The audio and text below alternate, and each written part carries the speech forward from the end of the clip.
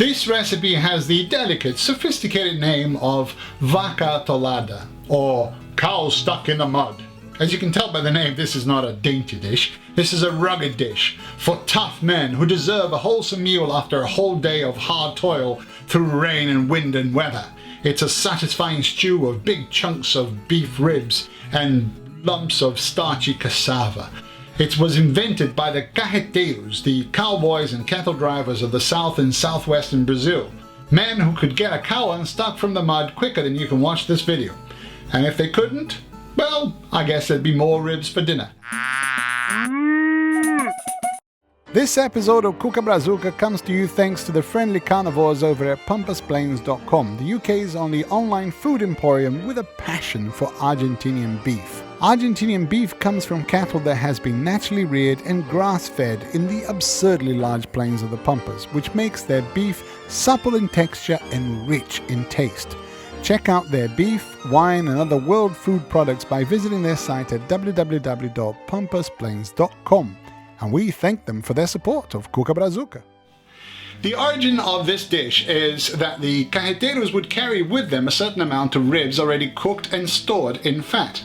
And as they went through the little country roads and the little neighboring farms, they could pick this cassava, this large root vegetable that grows wild throughout Brazil, and cook it all in a big pot with some onions, some tomatoes, and whatever herbs or other vegetables they could find, and make themselves a nice hearty meal for the end of the day.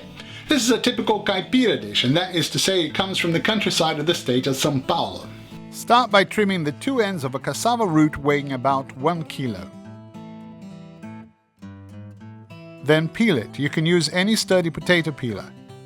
If you can't find cassava, don't worry, this recipe will work just as well with potatoes. Cut the root in large chunks and then chop them down into quarters. And cut away the stringy stuff that runs through the very heart of the root. And set your cassava aside in a bowl of water. Now it's time to prepare the ribs. Check out the marbling on this beastie. Place your knife in between the bones and cut the ribs down into separate chunks. Trim away any excess fat if you want. You'll need about 1 kilo of these beautifully prepared ribs. Heat up about 3 tablespoons of vegetable oil in a large pan like a Dutch oven or a casserole dish, and brown the pieces of ribs until they are quite dark.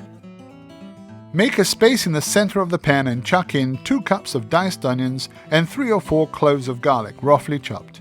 Stir it all around until the onion and the garlic have become a deep caramel color. And then add a tablespoon of paprika, a tablespoon of ground black pepper, a tablespoon of salt.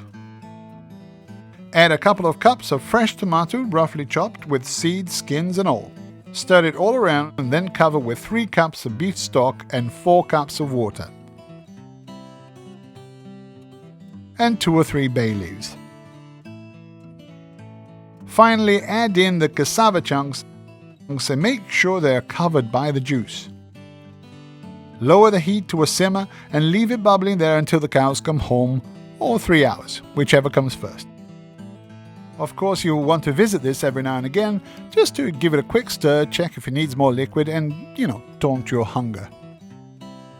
After 3 hours of gentle cooking, the cassava should be nearly dissolved, and the beef should be nearly falling off the bone. Now, I say nearly, because if you overcook this, you'll end up with a very thick soup with prehistoric-looking bones at the bottom. Serve a couple of rib chunks per plate, and cover with some large chunks of cassava and a good ladle full of that muddy sauce. This is a great autumn or winter dish and excellent to eat by the side of a bonfire, even if you're not a cattle driver.